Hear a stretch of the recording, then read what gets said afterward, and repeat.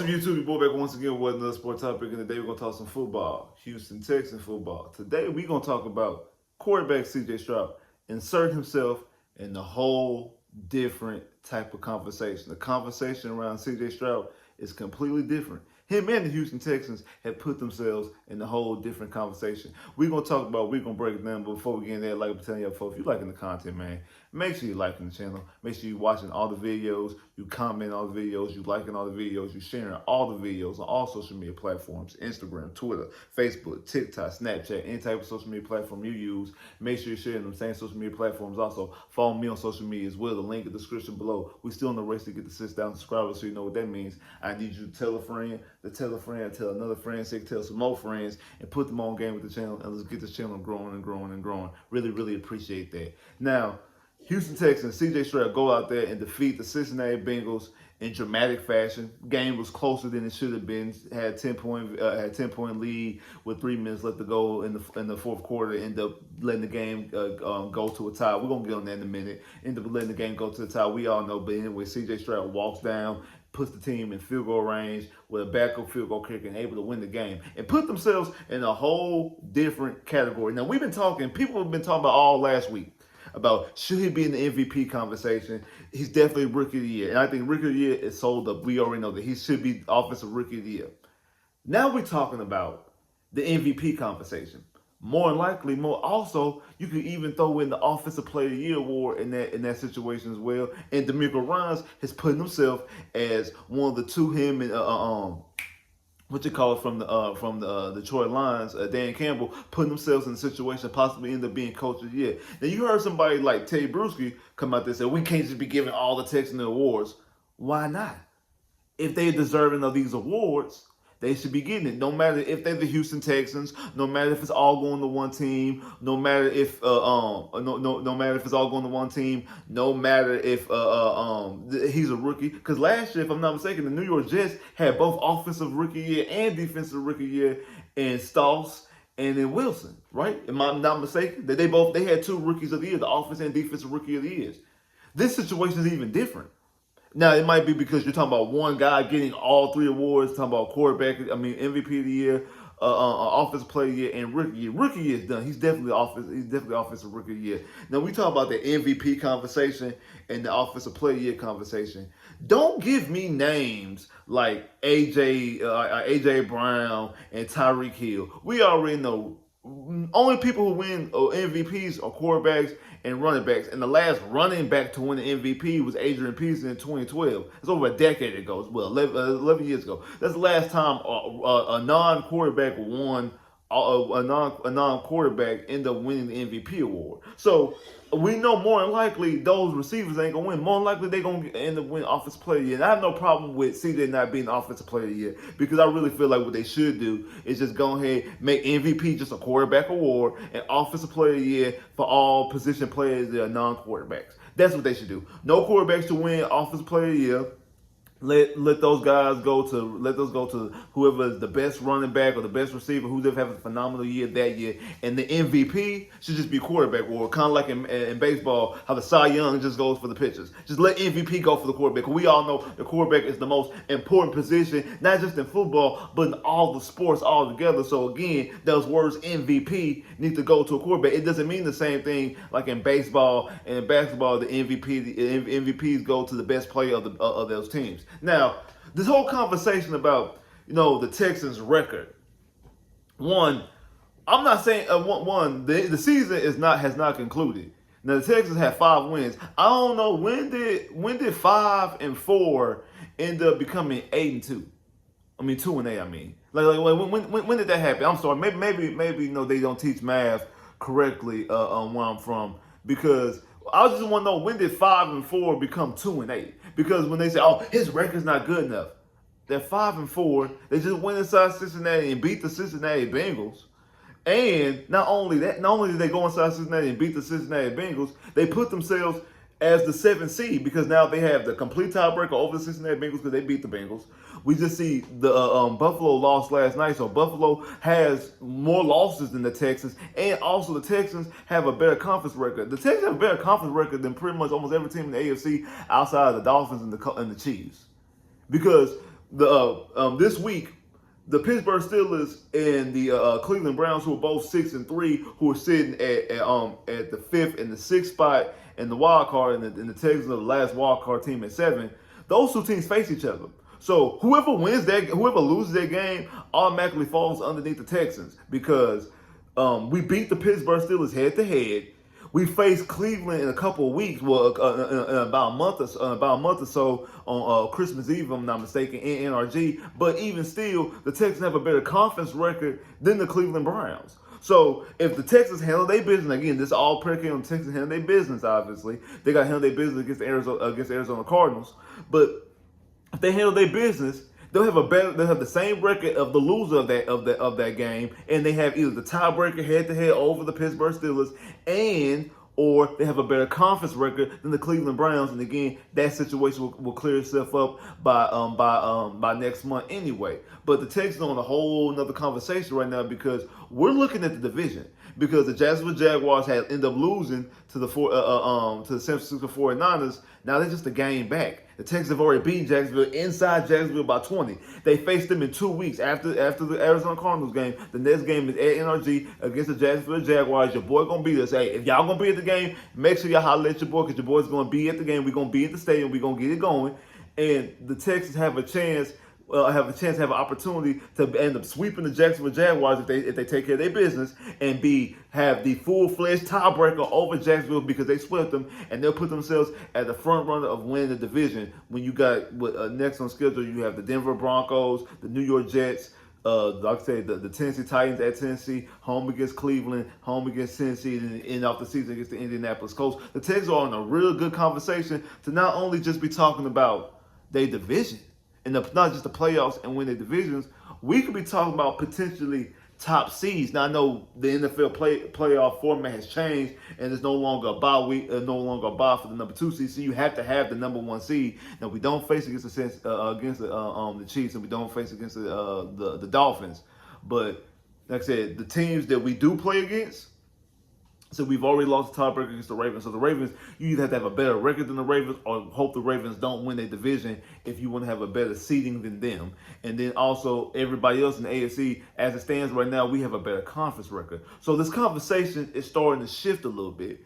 And part of the reason why this conversation is shifting a little bit is because CJ Stroud has put himself in a whole nother conversation because now we're not just talking about MVPs. We're talking about, is he a top 5 quarterback in the league right now? Like Shannon Sharpe mentioned this, he said he's not the best quarterback in the league, and I get it, he's not the best quarterback in the league because obviously that's Patrick Mahomes. Patrick Mahomes is in a whole conversation by himself right now because until another quarterback goes in and wins 2 MVPs, goes to 5 straight AFC Championship games, and wins 2 Super Bowls, nobody's in the conversation with Pat. The only person Pat is chasing right now is Tom Brady. Because if Patrick Mahomes retired tomorrow, he automatically a first ballot Hall of Famer. So the only person he's chasing right now is Tom Brady. He's chasing to be the greatest quarterback of all time. So he's in the whole conversation right now. Everybody else is chasing Pat. You know, like I said, until you get the 5 AFC Championship games, win 2 Super Bowls, and win 2 Super Bowl MVPs, you're in the conversation with Pat. But until then, you don't get into that conversation with him. So again, exclude him as far as being the best quarterback being the best quarterback playing right now. But if you're talking about who's playing the best football from the quarterback position of the 2023 season, it's hard to say it's not CJ Stroud. CJ Stroud is second in the league in passing with 2,626 yards, 15 touchdowns, only 2 picks. He's second in the league in passing yards, only behind Sam Howell, who's played the extra game, by the way. CJ Stroud is on pace to throw 50 yards less than 5,000 yards. 50 yards shy of 5,000 yards, 30 touchdowns, and 4 picks. That is the trajectory that he's on. If you take his numbers and duplicate his numbers, would be 4,950 yards, 30 touchdowns, and 4 picks. If you duplicate his numbers for the rest of the season, 3.5, so you might as well say 4 picks. It's actually the way the math works is 3.5 picks. So you might as well just round up to 4 picks. We're talking about a guy, like I say, throwing 50 yards shy of 5,000, 30 touchdowns, and 4 picks. And you're trying to tell me he's not an MVP. Because he's a rookie.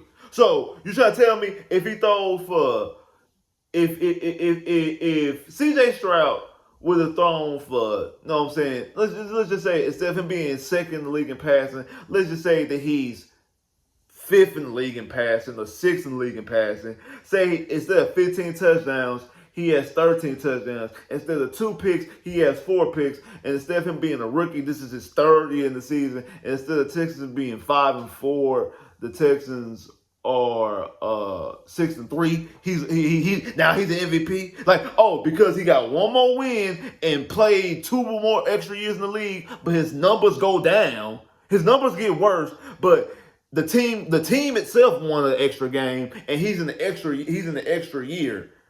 That actually gives him the MVP because if I'm not mistaken, both Lamar Jackson and Patrick Mahomes won MVP their second years, and it was Patrick Mahomes' first year as a starter, but second year in the league. So like that makes it okay. Like that makes it okay because he played it because he was able to play an extra year. He sat on the bench his rookie year. That makes it okay for him to win the MVP because of that. That's what we're talking about. That makes no sense to me. But like Shannon Sharp was saying, when you talk about playing the position, like the numbers I just gave you, those are the type of numbers that Aaron Rodgers will put up. Because that's the reason why Aaron Rodgers got 4 MVPs. Because 2 MVPs he strictly got because he took care of the ball and was only throwing like 2 picks. Through I think one season he had 4, and I think the other season he had 3. Like he was throwing single-digit picks. He was throwing enough picks that you can count on one hand how many picks he threw. That's how he won his last 2 MVPs. That's how he won his last 2 MVPs when Derrick Henry was out there rushing for 2,000 yards. But wasn't nobody saying nothing. Derrick Henry was out there rushing for 2,000 yards, almost breaking the rushing record. Wasn't nobody arguing that he should have been the MVP over Aaron Rodgers. But now we're going to sit here, we're going to talk about Tyreek Hill and A.J. Brown should be the MVP over C.J. Stroud because he's a rookie? That makes no sense. Like, to me, that doesn't make any sense. But this is a conversation that we're starting to get ourselves into because we're talking about him playing quarterback at a high level, and they can't deal with that. And like I said, the Texans have now got themselves into the conversation where we not remember how the notion that the Texans just gave the Arizona Cardinals the second pick in the draft by trading them to get the Willie Anderson, and man, the Texans they should have drafted Texas. They really should have forfeited their pick as far as like drafting the defensive player with the number 2 pick and waited to get Caleb Williams next year. We don't need to get C.J. Stroud. I don't think we should waste a pick on the quarterback. We should go get Caleb Williams next year. Those are the conversations that we're talking about pre-draft. Those are the conversations we're talking about pre-draft. Right now, the conversation that we're talking about right now, today, we're talking about the Texans putting themselves in right now. If the playoffs start today, the Texans in the playoffs in the 7th seed. We're going for the goal right now. Right now, we're going for the AFC South because right now we're talking about Trevor Lawrence and the Jacksonville Jaguars, who everybody want to hype up and throw on the MVP train. I've heard people talk about the Trevor Lawrence is the MVP and the Jags is doing this and doing that. You know the Jags were winning football games. I think they won 5 straight after they lost to us. But in that span, like people will sit there and say that Trevor Lawrence is the MVP candidate, the Jags just won another game, and I go look at his stats. He threw for 150 yards, a touchdown, and 2 picks. Or 150 yards, no touchdowns, and a pick. Or 150 yards, 140 or 180 yards, no touchdowns, no picks. I'm like, those are not MVP numbers. Like those are very pedestrian Davis Mills type numbers. So the notion when people used to say that Davis Mills was the best quarterback in the 2021 draft, it actually kind of makes sense now. Like when you look at the stuff that they try to hype up when it comes to Trevor Lawrence, those are things that Davis Mills was doing. And the Texans were losing football games because the Texans were losing football. The only thing that's different is that the Jags have a better team around than Davis Mills had. Okay, we all can agree upon that right now. So that's the only thing that's different. And so when we talk about this right now, like I said, C.J. Stroud has put himself into a type of conversation where we're trusting him, and I know a lot of people either agree or disagree when it comes to the last drive when we was up by 10 points and we put the football in his hands. Me personally, I agree with that we put the football in his hands. Now again, we could talk about it might have been the wrong play call. I know Shannon Sharp says that he feels that the interception should have been on Tank because he feels like Tank climb this route, and because he starts to climb in this route, and CJ was expecting something different, but keep the football and run the football because you run the football so well. And I understand about the whole run the football so well, but my thing is we're talking about a guy we're putting in the MVP conversation. We're talking about a guy who we're saying that the defenses against him are coaching him differently than you coach a rookie quarterback. That's the reason why Wichita's able to go out there and throw for 4 touchdowns in his first start, because they're treating him like a rookie. They're playing him differently than they're playing C.J. Stroud. They're actually making sure that we're not going to let C.J. Stroud beat us because we're not making him wrong. We're not forcing him to pass the football because we know he can pass the football. If we force him to pass the football, he's going to cook us. If we force him to pass the football, so we're not going to force him to pass the football because we know what he does. We put the football in the air, and we put the football up in the air. So we're not going to force him to pass. We're going to play our defense differently and make sure that we keep the football out of his hands. So the defenses are coaching against him differently. Obviously, we should use that opportunity to actually coach with him differently. Use him and put him in different situations. So again, I like the fact, I think that shows it boasts confidence in C.J. Stroud that we put the football in his hands. Because we complained 5-6 years ago in 2017 against the New England Patriots, which was Deshaun Watson's the third game of the season, Deshaun Watson's second start. In week 7, well, I think it might have been week 8, again, which was our 7th game of the season against the Seattle Seahawks, which was Deshaun Watson's 6th start, that Bill O'Brien took the football out of Deshaun's hands in both them situations. And those were actually, those deficits were different. In those situations, I think the Texans only had like a 4-point lead and a 3-point lead in both of those situations. I don't think they had a 10-point lead. In this situation, with less time on the clock, you have a 10-point lead. Cincinnati only has one timeout. You throw you get the first down and force Cincinnati to call a timeout. The game is over. Because even if you get the first down, they call a timeout. You run the clock out. You give them the ball back under the 2-minute warning or after the 2-minute warning. They have no timeouts and they have to get 10 points in 2 minutes. Versus even if you run the football and you get stopped. And again, in running football, you get stopped. Like I said, the worst thing about that play was that CJ took an interception. CJ could have got sacked. CJ could have had incompletion. Any of those things would have been better than him turning the football over and giving the football to the Cincinnati Bengals in short position. They're able to easily get a cheap touchdown. Because even if it's an incompletion and you end up putting the football and they don't have to use their timeout, they have a timeout and they have a 2-minute warning, but they still got to drive the length of the field to get 10 points in 3 minutes. That's the difference. So again, if you were running the football, if you were running the football, I guess run the football is actually better than CJ taking the sack, and obviously better than CJ getting the incompletion. I just like the fact that you trust the football in your quarterback's hands, because if that's Patrick Mahomes, if that's Aaron Rodgers, if that's Drew Brees, Tom Brady, Peyton Manning, we putting the football in their hands and we like, hey, it's 2 yards, up by 10, under 3 minutes, we're at 3 minutes, ice the game, in the game. That's how I feel. Again, if you want to give the football to your running back because he's running the football well, I understand that. I get that. Me personally, I feel like what you need to do is get the football in your quarterback hands. You trust your quarterback. He's an MVP candidate. And I'm actually glad that we're having this conversation. It's a great thing that we actually have, because that's my whole point, is that C.J. Stroud, as a rookie, has put himself in this conversation right now. C.J. Stroud has put himself in this type of conversation, because they're not having that conversation right now in Carolina.